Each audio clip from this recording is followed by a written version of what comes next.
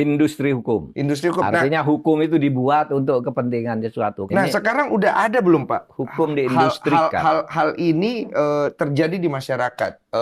Industri hukum ini, di mana hukum itu dibuat untuk kepentingan tersendiri.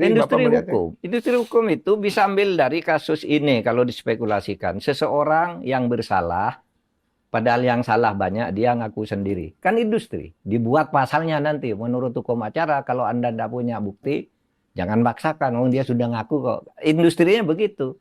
Ada orang yang sudah bersalah dicarikan pasal bahwa dia bisa kok, ditanyakan oleh dicarikan. Itu namanya industri hukum. Anda tidak salah, dicarikan pasal untuk bersalah itu gampang sekali di negeri ini. Lah iya. Orang banyak sekarang.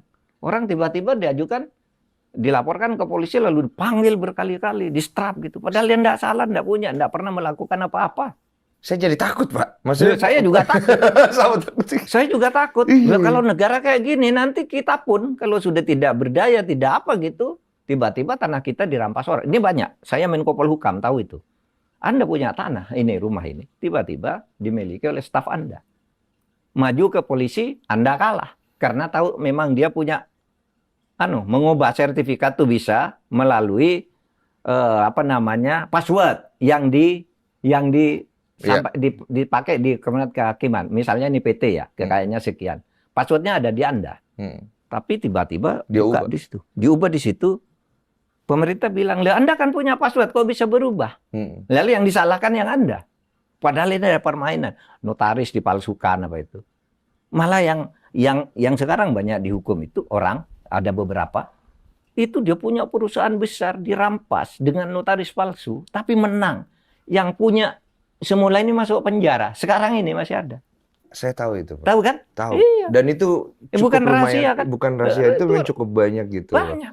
Jadi jatuhnya kata kriminalisasi itu mencuat ke depan bahwa status hukum di Indonesia itu banyak dilakukan proses kriminalisasi gitu. Proses kriminalisasi. Termasuk dengan isu-isu yang kemarin Nadiem itu kan keluar tuh. Sebenarnya kan jadinya kita nih bingung. Bingungnya apa? Sebenarnya orang-orang ini bersalah apa enggak? Ya itu masalahnya. Jadi menimbulkan masalah kan?